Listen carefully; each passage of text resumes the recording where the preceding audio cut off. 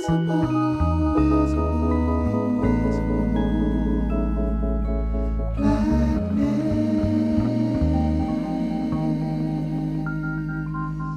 your host, Adrian Younge. How to survive in South Central, a place where busting a cap is fundamental. Though you can't find the shit in a handbook, take a close look at a rap crook. Rule number 1, get yourself a gun. A 9 in your ass will be fine. Keep it in your glove compartment, cause jackers, yo, they love to start shit. If you're white, you can't trust the police, but if you're black, they ain't nothing but beasts. Watch out for the kill. Don't make a false move and keep your hands on the steering wheel. And don't get smart. Answer all questions in your and that's your first lesson on staying alive in South Central. Yeah, that's how you survive. So, as a kid, I was moved around all over America as my father was in the military. When Ice Cube penned this song, released on the Boys in the Hood soundtrack in '91, I was 13 years old, living in the Inland Empire, a suburb an hour away from LA. The movie, Boys in the Hood, was greenlit by Columbia Pictures in response to Spike Lee's Do the Right Thing, released in '89. Spike Lee showed us blackness on the East, while John Singleton's Boys in the Hood showed us blackness on the West. Like the world, this was my introduction to South Central. To me, it was a mythical place that epitomized the black ethos, a dystopian West Coast reservoir occupied by survivors. It had attitude, it had style, it was boastful, it was dangerous, a place fermented by anger and lack of opportunity, but it was beautiful at the same time. At least it was to me. But I wasn't there during the crack era of the 80s and the early 90s, so what do I know? I didn't have to worry about what color I wore to school, whether the logo on my hat or starter jacket could be cause of a dispute. There are so many obstacles I didn't even have to consider as a black youth in a suburban area. Nevertheless, I developed some of my closest relationships with brothers that emanated from these pockets of Los Angeles. I watched the world become captivated by the sounds of Crenshaw. I even envied the fact that these friends had the opportunity to grow up in an environment where the community is largely made up of those of the same hue. But there's one friend from South Central that continually fascinates me as a person. A talented yet humble brother that has a golden ear. A multi-instrumentalist, producer, vocalist, composer that has traveled the world working with the biggest in music. To the world, I'm letting you know that it's okay to refer to my next guest as the sound of Los Angeles. More specifically, the sounds of modern Crenshaw. It's my honor to welcome my dear friend, Mr. Terrace Martin. How you doing, brother? Brother, I'm happy. Thank you for that beautiful intro, man. The lights, I love it, man. I value you just as much, you know. And man, I'm happy to be here, bro. I love that intro to this whole segment. That was cold. You know, like I always like to talk to the world about blackness through our perspectives, because blackness is not monolithic. Everybody has a different experience. And one of the things that I love about you, you know, we're the same age, both grew up really in Southern California, but had two different experiences. And you know, we was talking the other day and I was like, you know what, bro? We got to stop this conversation right now because I got to bring you onto the podcast because you was just blessing me with so many gems. And like, I just want to talk to the world about you and your story, your special story, your story that is ever evolving.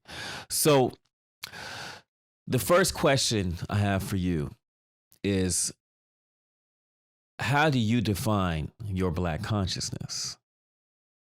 Your awareness. How is that? What is that to you? My Black awareness and my Black consciousness is just, you know, it's like breathing. That's how I feel about it. It's like, well, I wouldn't know life without it. You know, I was you know, I was brought up in it. I am Black. I totally live and truly live the Black experience.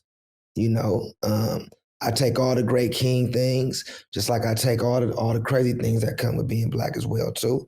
And you know, being black, aware, conscious in the now is such a blessing to be able to be that.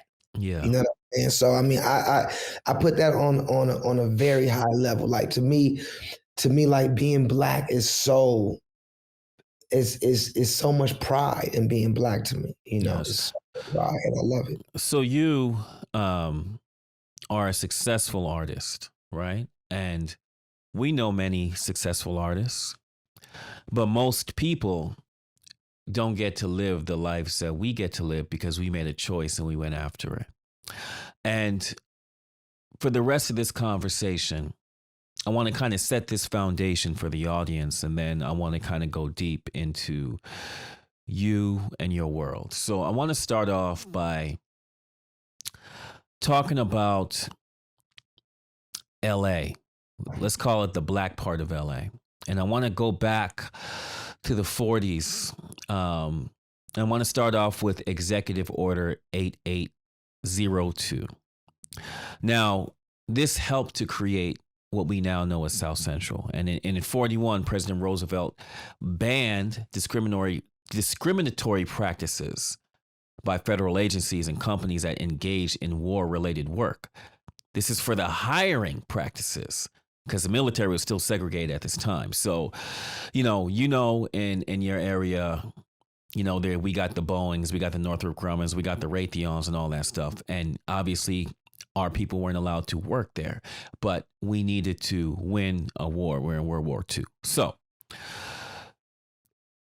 during this time in the West, blacks were now asked to start moving to the north, start moving to the west, because we were promised these jobs. And we were asked to go to a place that was deemed a little less racist than the rest of America. And that was this corridor on Central Avenue. Now, most don't understand that this was the epicenter of West Coast jazz in the 30s, 40s, and 50s, but due to the restrictive covenants, which were property and local ordinances that restricted blacks from buying and or renting certain properties, blacks had to find housing. So a lot of the housing that we found was on South Central and a little bit south of South Central. Now, during these times, from Hawthorne to Burbank to Glendale to parts of Los Feliz to Sunset Boulevard, we had sundown laws, restrictive covenants. So in these all-white neighborhoods, blacks weren't allowed to be there at the nights. And blacks, it was against the law, and also you would come into some of these towns and there'd be signs that say, "Don't be around when the sun comes down in our town." So this was how we were kind of being segregated outside of just the actual laws, the deeds. We were being segregated amongst Los Angeles, but we were told to go on Central Avenue. So as the black population started to grow, this housing crisis became the number one issue, or one of the main issues, obviously, that we had here. In 1948, there was a case where the federal government disbanded the restrictive covenants and allowed blacks to buy the homes in this area that we now call South Central. And it was the southern section of Los Angeles from Watts and westward towards Inglewood in the Crenshaw district. This is when white flight happened. Blacks were not allowed to live in the places they worked, as we know. And in the 50s, in the 60s, neighborhoods were now desegregated. In the 70s, Compton and surrounding areas had become 65% black, where 20 years prior, it was 95% white. With growing unemployment and poverty, with the Watts riots in 65, affluent blacks left. A lot of these areas are moved towards more like, the hills, Ladera Heights, Baldwin Hills. And in South Central, there was a rise in crime. Now, when we get into the 80s and 90s, the period when we grew up, as you know, the crack era, Reagan and the CIA had to fund their guerrilla warfare by flooding the streets with crack. And you saw firsthand how that destroyed the black community in Los Angeles. This was the rise of the Crips, the Bloods, just gang banging in general. And this is how the money came in for them to buy these automatic weapons. This is how our black brothers and sisters started to kill each other. You grew up in this, and then this was sensationalized around the world with movies like Colors and Boys in the Hood. Can you talk to me about how this helped to mold the Terrace Martin that the world knows? You know, I mean, like, that was my environment, you know what I'm saying? Like, that's like, it wasn't, you know, it's interesting, it's like, you know, when you grow up, whatever you grow up in, if you grow up in 2-parent household, parent makes 6 figures, if you grow up in a poor household, you don't even know those definitions of rich and poor till a kid make a joke on you or something like that. You know, later on in elementary, you don't even know. It's just your environment. You don't even realize. It's kind of, you know, I started meeting white friends. My first set of white people I was seeing was like in 9th grade. I'm gonna skip over, but it was like in 9th grade. And I went to my friend's house. He stayed in Brentwood. He went to Crossroads. He stayed in Brentwood off of Montana. Beautiful. This is early 90s when the first mini mansions was hitting these neighborhoods. And they had a crazy, back then it was a $3.5 million home. And I remember I used to open this big silver Viking refrigerators. And I used to be so amazed how much food. I remember him always telling me, yeah, man, it's crazy, man. You know, my parents they're cool, man, but you know, they're just good middle class people. And I remember me saying like, God damn, that's middle class. That's crazy. But in my house, where we live, off of West Boulevard in Slauson, we was considered middle class. You know what I'm saying? Because you owned a home, right? We owned a home, but it was my environment was just that. We lived in the Crenshaw and Slauson area in the 80s. You know, from the hospital in 1979. I was born at the hospital and we drove right to West Boulevard in Slauson. After that, we moved to 8th Ave in Slauson. After that, we moved to the 9-O's on San Pedro. So it's all the whole neighborhood car I grew up in. And within that car, the neighborhood car, you know, Crenshaw, Slauson, you got the 40, you got the 9-O's, you got all these, but these are homes. This is a community of houses. Few apartments at this time, mostly houses, and everybody at this point grew up either in some apartments or mostly a house, you know. Grass in the front, trees, cars, some 2-parent households, some both jobs, both parents great workers for the city. Mother's a school teacher. Daddy, this is some of the households, some of them not, but either way it go. And then right up the street from my neighborhood, we have View Park and Baldwin Hills, the hills, but the kids still play with us and still go to Crenshaw High. So my environment was, you always saw success, families, home, but as equally, you saw some of the darkest shit daily as equally in that particular area. It wasn't like we lived, like, you know, if I would have grew up and watched where my cousins grew up in the projects, it's a different setting. It's a concrete jungle. It's a different setting in the project. But what's the difference? What's the difference from a black perspective? From a black perspective, in the projects, you know, when you walk outside your door in the projects, you're looking at concrete, you're looking at just windows, buildings, this, cameras on there. That's what you see every day. It's just like you know, I went to Lock High. Lock High looks like a penitentiary. I always believe that Lock High and a lot of these schools were built to design, or later on subconsciously, whatever, to get us ready to go into the penitentiary system. School to prison complex. Lock High looked just like the pen, just like jail. You know, I went to the county jail for 2 months and I was surviving fine because I already went to Lock. I knew, you know, all that stuff. But the difference is with where I come from, which we call the west side of South Central. you know, West Side, South Central, is when you go outside in the projects, it's a concrete jungle, it's apartments, it's this, it's that. And everybody kind of is related in a weird way between those guys and the bounty hunters, and then some of those guys are related to the guys that they got the years long beef in the Jordan Down projects, less than 4 miles away. You know what I'm saying? Mm-hmm. And that's another concrete. So it's a different thing. It's a real heavy duty, like intense at one point, very intense feeling on the east side of LA on that side. Yeah. Where I'm from, you 10 minutes from Hollywood, 10 minutes from the beach, 10 minutes from Beverly Hills, 10 minutes from Santa Monica.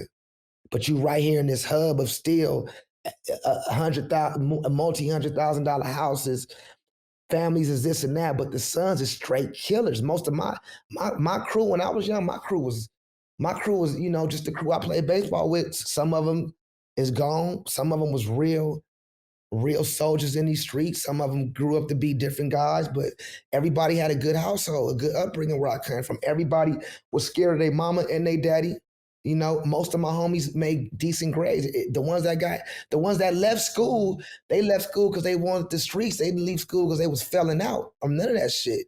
You know, I grew up in the era where if you did cocaine, if you did crack young, if you got drunk a lot, you was looked at as a cluckhead. You was looked at as a sucker. Like none of the OG homeboys, none of the real lokes and the OG homeboys that I grew up was on drugs and nothing. They was actually the ones I grew up looking up to. They knew karate and some other shit. You know what I'm saying? Right. And with good upbringing and everything, you know. So my neighborhood was full of culture, full of laughter, full of music, but it was the Rolling 60 Crip neighborhood. It was the hub of it. So then for people around the world in 91 that saw Boys in the Hood, when you saw that, we were the same age. When you saw that, did that reflect reality to you, or was that a sensationalized reality to you?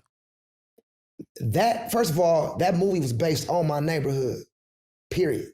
John Singleton grew up in our neighborhood. He's not only is he a world god, but he also maintained his local heroism till he passed. Yeah. With that neighborhood, for sure. The Crenshaw district, he always hired fresh new actors off the street, always gave dudes a second and third chance. He loved fucking with homies. He loved investing in everything. So, you know, sending love and blessings to the guy, John Singleton.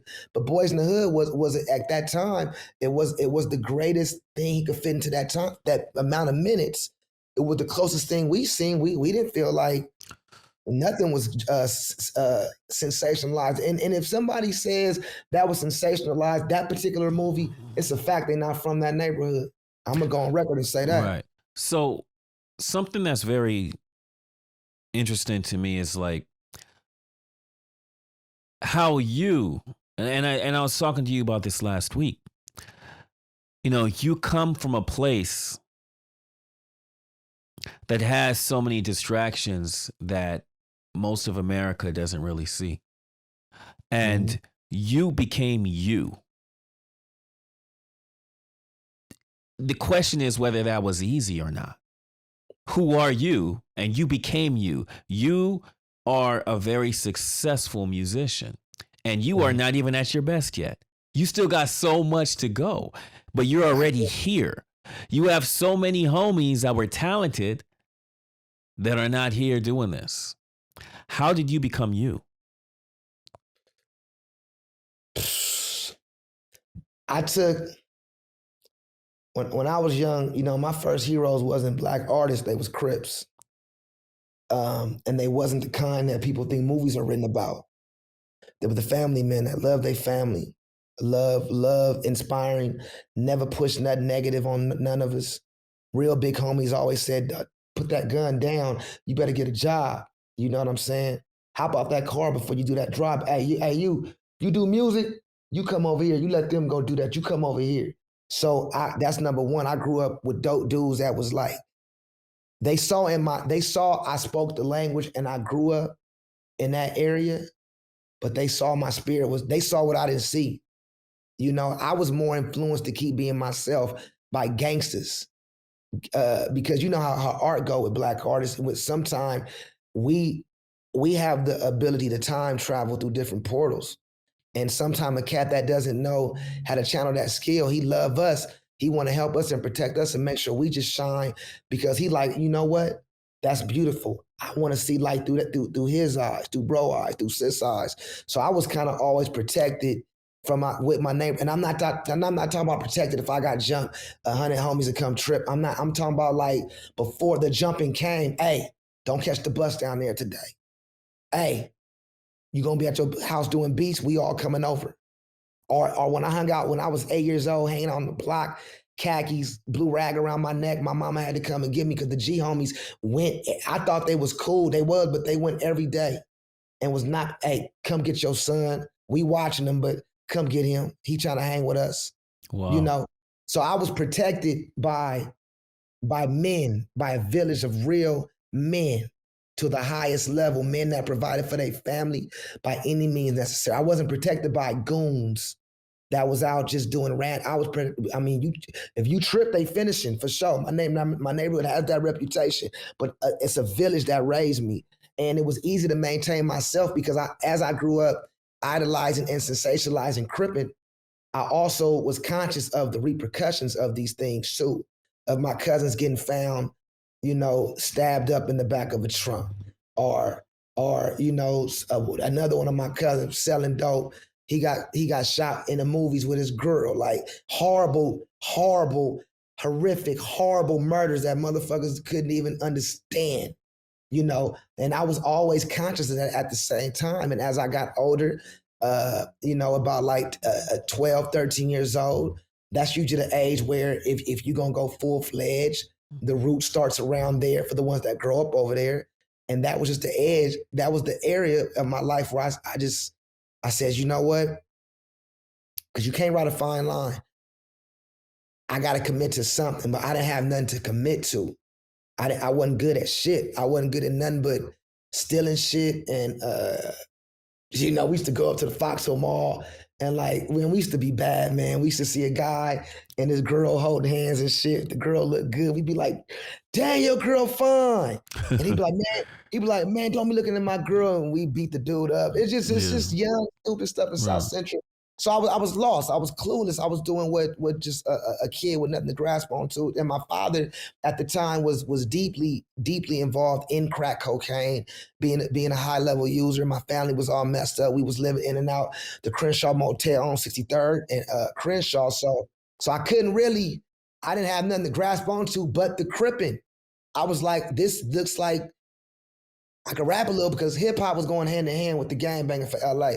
I could rap a little bit, but this seemed like something I could get into. The risk is crazy, but my spirit ain't fit nowhere else. So let me stop you for a second. So I mean that's deep because, you are a great father. You're a great friend. You're a great father. You're a great person, and with your pops being wrapped up in crack, like how did that affect your perspective on the world as far as where you were going to go? Because my father for a great part of my life did some great things, and then there was a point where he just went a whole nother way, and I haven't spoken to my father in like 6 years. You know what I'm saying? So like, but my father is the reason why I am who I am today. Can you say the same thing for yourself with your father? Definitely. What was deep about my dad? My dad is I grew up, my dad, man, Curly Martin. Curly, let me call him Curly. Curly, this dude, he was on dope, always had guns, loved Coltrane, jazz musician. But, he would, and whether it's bad or good, that's to be determined, but he would take me on every mission he went on. If he went to go score some dope, I'd be in the back seat. If he went to go smoke dope, he was smoking in the bathroom, I'd be there. If the police was looking for him, he would tell me to hide him. If the police was behind us, he was on the chase. I've been in high-speed chase with him. I've been in every down, middle, and good point with this man. Like, so when he was on crack heavy, it was fucking me up, but it never was. He wasn't physically abusive. He wasn't verbally abusive. He was very apologetic at that time. Every day, I remember, man, because he was a musician. I mean, he is a musician. Drummer. And drummer, yeah. So I remember he was very apologetic at that time in his life to me for this sickness. He was apologizing. Now that I'm on, he was apologizing for being sick. It's a disease. You're right. So I always knew that about him, and I always saw through that. That's why even today, like I don't look at people for they short. We all got shortcomings. Absolutely, absolutely. I never been, I'm not socially disconnected, and he taught me that because even through him being on crack, he still got up and ran every mile and did 100 push-ups and practiced rudiments and listened to John Coltrane at least 2 hours a day, even with crack. Even within crack, he was committed to the fucking script. Nothing changed him. The whole neighborhood loved my father, so they never sold dope to him. He used to try to rob the homies in my neighborhood. They wouldn't even kill him because they knew he was sick. It was like that deep. You know what I'm saying? It was that deep. So, but he stayed on this square. He stayed. Even with me, when I got older, getting in trouble, started playing sax, he was like, hey, I don't care what you going through. Keep that horn. To this day, if we call right now, I'll be like, Dad, I got a session with Travis Scott. Yeah, that's cute. Keep that motherfucking horn close.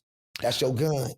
One thing that really fascinates me about you is your musical intelligence at such a young age, because we are both of the hip hop culture. But the difference between me and you is that I wasn't intelligent enough to understand jazz when I was 13, 14 years old. If I heard an ill song, I would say, damn, that's dope. Someone has to sample it. But I wouldn't go and listen to the song because it'd be boring to me. But if Tribe flipped it or Primo flipped it, it was like, now they fixed that song. Thank you for fixing it.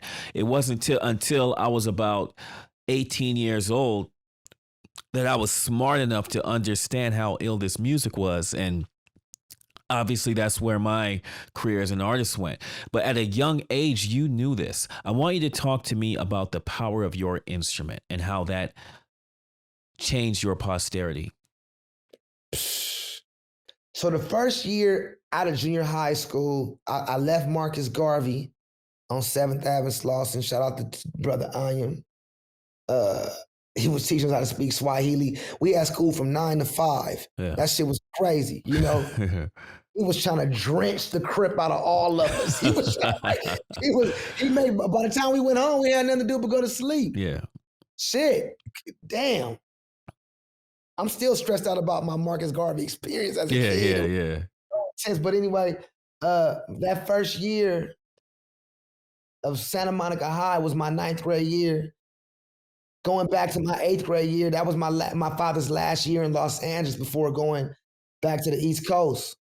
He was starting the process of getting clean, and my mother had took notice to that. They wasn't together, but she was helping him out, and he got on. He left LA and cleaned up in New York, left crack alone, got his whole life back, did all that shit in New York. But 9th grade was the first year my father wasn't present in my whole life because he went back to New York and got clean, and he had to disconnect for a second. Yeah, So that first year of 9th grade was the first year. That 8th grade year was the year I was out in New York with him, and I discovered I wanted to play the saxophone. He brought me back, gave me a hug. He left. I started playing the sax. That 9th grade year, I started playing the saxophone. The first year he wasn't around me is the first year I now had this tool he left me with. First year. Okay. So this was also the first year of transition. The creator had already put me at Marcus Garvey to install a certain level of discipline in my spirit. Because I didn't have that. It was hard for my mother to really put in-depth discipline in the crack era, being a single mom, hustling this, and like the homies raised me in the streets, and then Leimert Park raised me. So as far as my, how to not get killed, how to not get killed, hell yeah. So when I got to Santa Monica High, this is the first time I'm seeing white people, Asian people, Mexican people, so many different other people, motherfuckers is eating things at the time that was different from me called vegetarian sandwiches. Yeah. But at this time, Yeah. I'm taking you back to my expression too. Right. Absolutely. Vegetarian sandwich with no meat. Yeah. Everybody sitting in Indian style on the grass for lunch. Yeah. Different nationalities. Nobody is saying, I don't hear too much. Oh, what's up, my nigga? Oh, what's up, cuz? What's up, blood? What's happening, fool? I heard a little bit of that, but not enough to spark no fire with me at all. Right. Coming from where I was coming from. Yeah. But first year I'm playing the saxophone. The first day I walked in to play the saxophone, I went to Santa Monica High because my godfather, Simsy Hunter, saxophone teacher, a lot of records, lived in Santa Monica. And my father said, I'm leaving, getting my life right. I'm gonna leave your godson in your care. He's playing alto. Show him that shit. He's gonna be in Santa Monica. I don't need him hanging out with the Crips. Let's figure it out. So that's the bottom line with Santa. But when I got to Samo in the school days, my first day as marching band, I remember hearing, I wanted to play the alto. So I told the marching band I want to play alto. He said, you got to audition. And I had my horn. I said, well, I never played before. He said, well, you can't get into the band if you don't audition. LA Unified didn't have no instruments, so I didn't have this shit before I got Santa Monica Unified. That's another topic, you know? So, but I had the heart. So my mom was right there. And my mom was back then young, spicy, Crenshaw mama, single black mama, and she climbing back. Now she getting money. Yeah. Now she getting money, so she climbing back to the top. My dad gone, so everybody feel good about life. Everybody, not because he gone, because he getting help. So everybody is coming back, putting the pieces back together after like 10 years of So he said this to me. My mama said, back then she used to cuss. She don't cuss now. How the fuck is he supposed to learn in school if you can't put him in a class to learn? And then somebody heard her say that. My friend Ben Wendell, he's a famous jazz saxophonist now. White dude, my first white friend, Ben Wendell, was going to say, he was checking out and I was coming in Santa Monica. But and then Ben Wendell rushed in. He was a kid. He said, I'll teach him how to play. I'll teach him the scales. He took me to the back room, taught me a scale. Played a couple of scales. 2 days later, I got in the marching band and Ben Wendell started teaching me fundamentals at Santa Monica High. So now I had a white dude. I only seen white police. I had a white dude teaching me some shit. That was different. A new instrument, new school. My father's not around. I'm still drenching out the street, the LA South Central shit. Not the positive, but the negative shit that I was coming with. I was coming with negative shit. But I'm a boy without his father now. I'm missing a link. I'm missing a link. It's a huge part that's missing. But my father and Marcus Garvey, that school had already prepared me to focus, find a focus point. And if you get lost, my suggestion to anybody that I learned from Marcus Garvey, that school, if you get lost, you have to go back to your point of direction and find your way. So my father, I was missing my dad as an instrument. So instead of putting my energy, because I had already made a commitment to God that I would commit to this instrument if he gave me away, and he gave me away. So I put every last missing element of my father into extreme studying this craft. Wow. With the metal of the horn, the pads of the horn, the springs of the horn. Why do horns have to vibrate? Why reeds? Why is cane like this? Should I play plastic hard rubber? Why is Selmer, Kahn, King? Now I'm dealing with the music. I have to learn this, Charlie Parker, this, but wait a minute. I can't learn none of this without getting back to the piano. So now I gotta learn the piano simultaneously. Scales, this. And I heard my father always say, don't be the motherfucker that can play in one key. So now I'm learning everything in all 12 keys, back to back, 12 keys. And it's if I'm in school at 7 in the morning, marching band, it's regular school till about 12, lunchtime, I drink my soda. At the time, soda and a hamburger, probably. Practice room, scales every day. After school, 2 o'clock, practice room till about 6. Then walk 2 miles away to Stimsy's house, my godfather, take another sax lesson. By then, it's 9 o'clock at night, hop on the number 3 Lincoln bus in Santa Monica, take that motherfucker to the Lincoln to Washington. That's the number 6, Culver City. Washington to Sepulveda to Fox Hill Mall to the RTD 108 to Slauson every day. Get home 11 o'clock.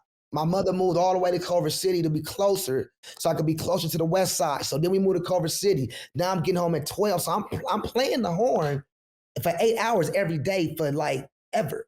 This became my thing. But that horn at that time was also like a force field for you in your journey.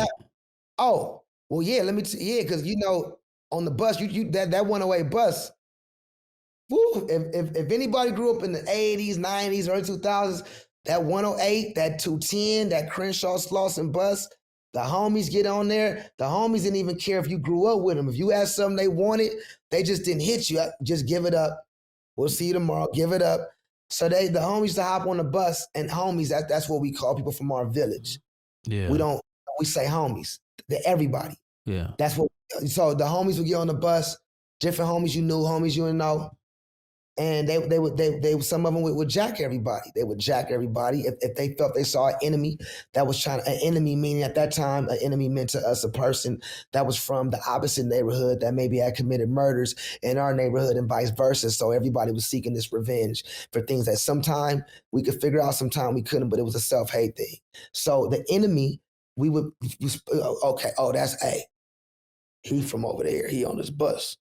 And the homies was just like, go hard, beat him up on the bus, rob. But when I started carrying the saxophone, they would be jacking everybody around me. Then a couple of times they got to me, and it's a saxophone. And one dude I didn't know, this wasn't even in my neighborhood. This was in a whole other neighborhood. I was going to see this girl off of 83rd and Normandy, and that's the A-Tray Gangsters. That's like the complete opposite thing. And a few times I had to go over there, but a couple of times in that neighborhood, I have my horn, dudes come on the bus. Hey, they wouldn't even ask where I was from. Everybody could ask where they from. They get to me and be like, I would be like, oh, you about to ask where I'm from. Shit. You can't lie about this. This is real. And as they see the horn and say, oh, you play trumpet? They say like trumpet. Yeah, I'll be like, yeah. And the horn started being a thing. And that's when I realized, brothers and sisters, we really respect art. We love art. And I was able to move through, way before this industry, way before I made it in this industry and I'm making a living, feeding my kids in this industry. I was going to feed my kids at a high level regardless, because I was already somebody in the streets. And I was a rare thing in the streets. I wasn't the gangster in the streets. I wasn't the dope dealer in the streets. I wasn't the Debo in the streets. I wasn't the liar. I wasn't the thief in the streets. I was the musician that would come to your funeral, play your wedding, play in the middle of the street, go to your neighborhood, give your kids lessons, anywhere to play my horn. I wanted to bring my music to the most treacherous neighborhoods because I grew up not being able to go to them. So when I started getting to high school and out of high school, I made sure that was how we told you was a bad motherfucker at doing beats. It wasn't no fucking internet. It wasn't no TikTok. It was, you got to go to the projects and do a beat next to their dope producer. You got to go to the main streets and go see Dale Dog. You got to go to Compton, to the west side of Compton and go fuck with Problem. Like you got to go, it was like, we kind of, because we LA people, we kind of formed gang things through music with no violence. It was like, oh, the homie got the east side, bro. You ain't shit in LA till you go do a beat and them motherfuckers rap on your beat over there. Well, it's interesting because we all know that hip hop saved a lot of us, right? Yeah. Hip hop gave us a new way to compete against each other. Yeah. Without violence, and it's just really ill to hear the conversation about how you would not get robbed because you had an instrument. Now people were looking. I would not get killed. I remember when I first got with Snoop, I ain't never told this story in my life. Dog know him, a few other homies I was there know. Snoop know, he know, we know. And I was young with Snoop and I was still twisting out. I was already studying me, but I was still, that's part of me. That ain't no, I know what an E flat minor, that's no upper echelon, nothing. That's just something you practice and get. So I was still me. And I remember I was so happy Snoop gave me a shot. because I prayed to work with Snoop, the most famous Crip, and I love his music. Yeah, of course. You know, and God put me with him because that's who put me with Quincy and everybody else. That's a different story. But when I got with Snoop, I was young. I was in my teenage years. And he gave me a check, and I remember telling him, I'd be like, man, I appreciate this, dog. Like, nigga, I'd do anything for you, nigga. Like, I was on some like, whatever, nigga, I do. Because that's what I was taught you do for somebody that That's looking out help for you. Right? Help pay off your mama house. Yeah. Anybody that help feed your kids, you do whatever to keep them safe. Yeah. Whatever. That's what my neighborhood do. And I said that.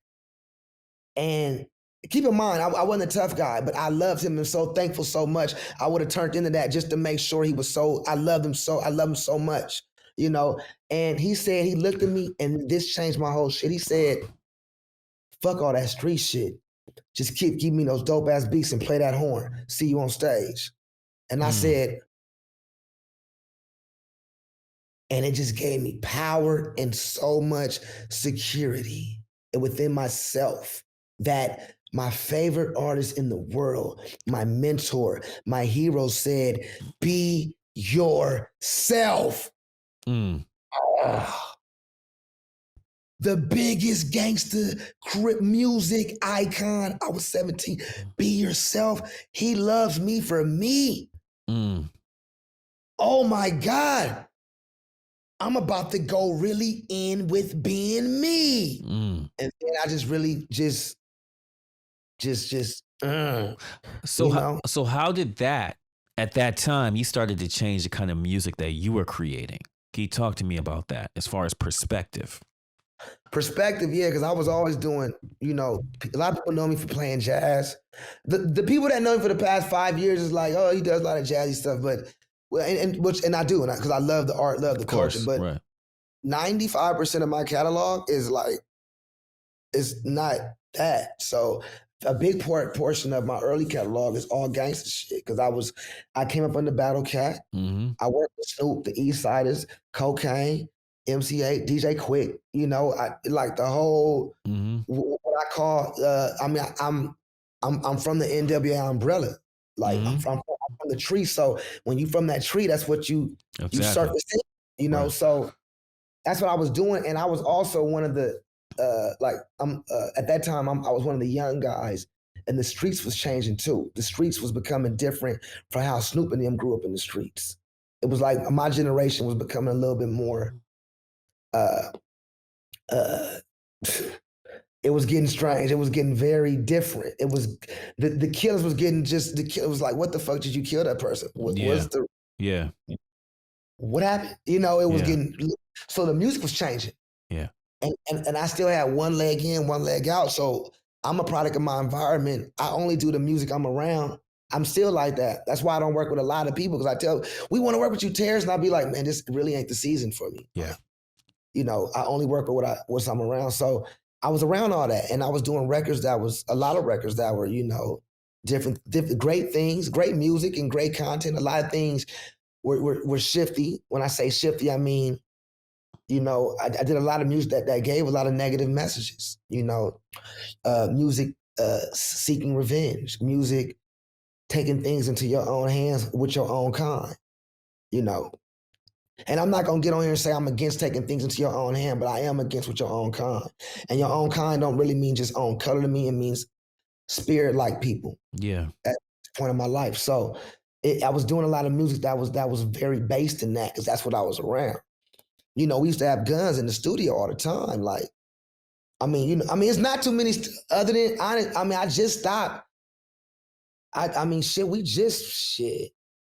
I'm 40. I probably just stopped having guns in the studio at like 36. Probably right in the middle to Pimp a Butterfly. We stopped because we found other studios, but it was always different, you know. Yeah. A lot of things would go on in the studio sessions too that we can't talk about, you know. And I was with Snoop, and we were bumping the Death Row people at some time in the airport, and you know, anybody that know it for real, not just what they see on TV, but it was in LA. It was really a gang war going on between Death Row and everybody, you know, and everybody was dying at a certain time, and daily niggas were getting killed daily. Heron, Big J. I mean, people were just dying, Yeah. and this was in the midst of still doing records. Yeah. Yo, I remember one night, Soundcastle used to be a studio in Silver Lake, and a couple of famous New York dudes was in there, and then I was in there doing a beat, working with another. I was working with one of the homies from LA, and I saw one of my homies from the neighborhood walking in my session, like, oh, Terrace, oh, bro, we got the wrong room. I'll see you later. I was like, what the fuck? But when I go outside an hour later, I go in the front room to go say goodbye to the New York dudes, and these was New York gangster rappers. You know what I'm saying? Yeah. And where the guys at? They upstairs. I look up, they in a tree. They climbed up a tree. The guys, like, they came in and robbed these New York rappers. But I'm letting you know how shit was going in the midst of me doing these kind of records as it's going on. Or you drive to Snoop's house in Claremont, the room fit about 30 people, but it's about 100 people over your back while you got the drum machine saying, hey, cause that shit whack. That shit ain't making me dance. Play something else. Damn. Everybody out. And this was the environment of making these kind of beats. At the same time, I'm going home practicing Cannonball Adderley every night of the week.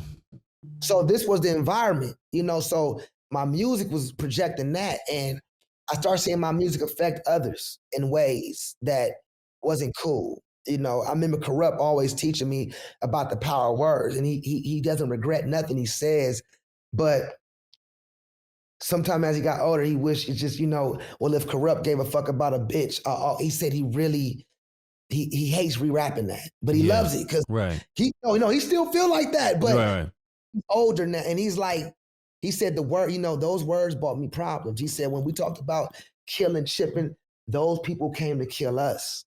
Damn. Those words brought the power of words, not a gang, and my life was going through tops. The more I was creating violent records, my life was going through topsy-turvy. Relationship. I was an okay father to my kids. I was doing this. I was multiple different women, hanging out on the streets, tripping on people, getting drunk, because I was a young, spoiled brat that could get drunk and trip, and nobody's not going to do anything to little Terrace because the monsters is coming. The wolves is coming.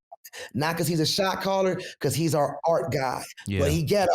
But he's our art guy. Yeah. So that with the music, with ego, is a terrible combination. And what you project, what you give out is spirituality, and it does feed into other people's spirits. And you are highly responsible as a true artist for what you put out. We have a responsibility. That's not a motherfucking opinion. That's how I feel about that. So then let me ask you this. Did that responsibility drench the Crip out of you? No, the Crip will never be drenched out of me. It's just under control.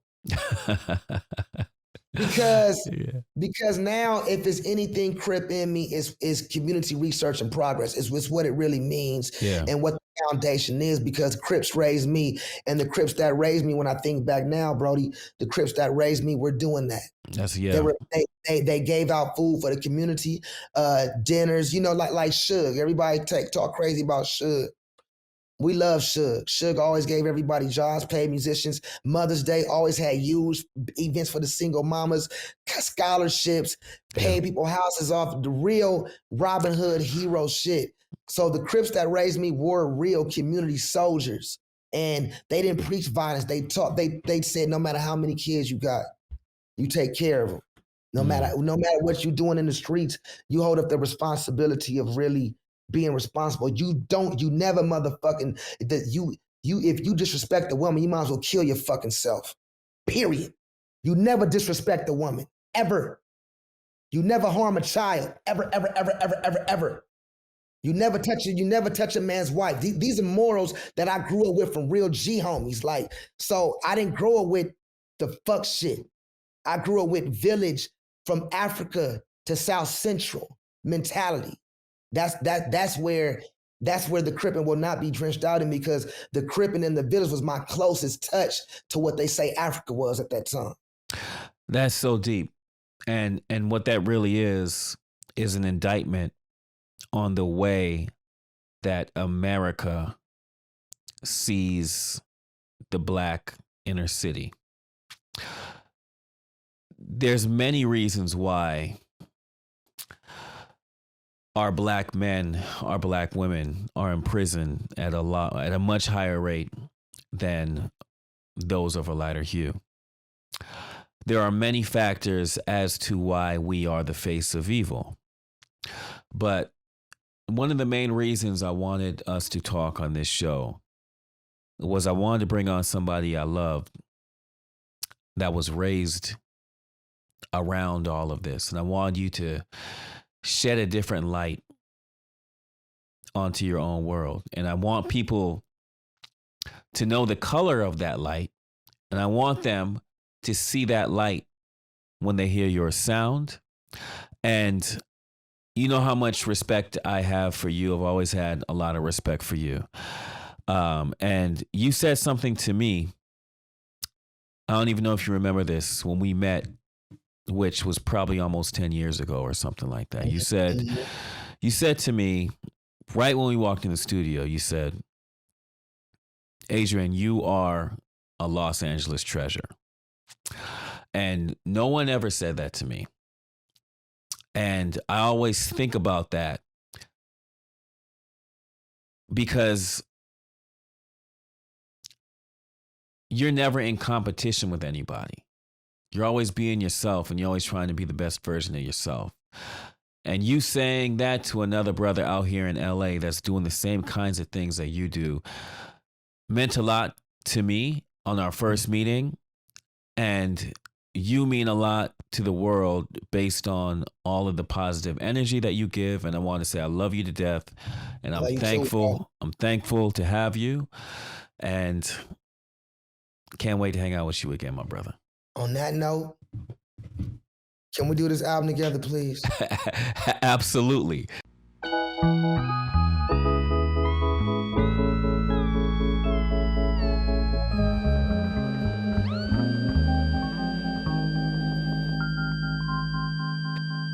This is Terrace Martin, and you are tuned in to Invisible Blackness. After our conversation closed, me and Terrace kept talking, and I felt that y'all needed to hear some more of our conversation. This is us talking after the fact. Thanks, man. That was deep. Yo, man, you got so much to say, and it's just like I love always, watching interviews with you or just reading articles, man, because it's just so real and just so interesting, and like it's up to us to wipe away all the over-determined stereotypes. You know what I'm saying? Lies. So, yes, the lies. Right, the Poison. lies. The poison. Yes. We were just talking about, me and my mom was talking about how my mom used to chase away. My mom and my grandma used to get in the car at night when it was drive-bys in the hood, that they would chase, the police used to get unmarked cars. My mom and my grandma and the women would chase away the police at night in South Central. Because they start, so my mom and them would see them, be like, yeah, they go to, I don't say it, but my mom is one of the first Crips of the 6-0s. Wow. Oh, the Crippin' is like, you couldn't, bro, my granny has flag parties, bro, where the whole house is blue. Wow. And it's not it ain't guns, it's regular, it's like Delta, Kappa. It's just, it's the highest level of the Crip Foundation, but it's not the bull, it's just what we grew up knowing what it is, and it's a tribe. And like my other granny house is the Pyru house where the Pyru started. And I'll take you up there, it's all red. 92. See, that's so deep, man, because people look at it from a kind of like people don't look at the family aspect of being part of a gang, which is really part of your community, And when you say something like that, that could, to the average person, it could seem like such a heinous thing. How could a mother raise a child in this environment and all that stuff? But they don't understand the depth behind it. This is your family. It's the same way if me and you grew up in Beverly Hills right now. We was the only Black kids, but we had Tom, John, and whatever. And we just grew up, and then we call ourselves the Beverly Hills Boys. It's just, it's not even, Man, I gotta introduce you to. I'm doing a documentary on. I'm almost done with my 6-0 documentary. Okay. I gotta introduce you to the first generation so you can hear what this foundation is. It's so. I'm learning new things now that I thought I knew a lot, but I'm learning so much. The foundation was so twisty, and it's proof that the FBI wanted to twist it up because these were forming after the Black Panthers. These organizations, Right. like the bounty hunters, were created to scare away the police from killing people in the projects. Mm.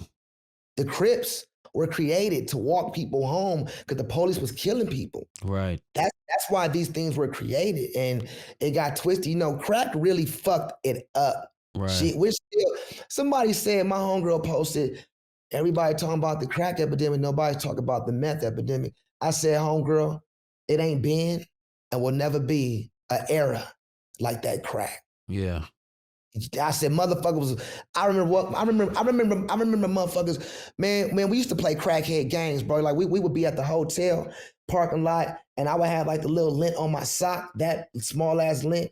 I would throw a piece of lint down. 7 crackheads would run and dive on the ground, thinking it was a rock and looking for the lint.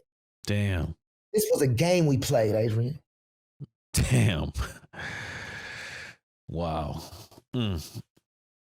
And call it search crackhead search. That's how dark it was.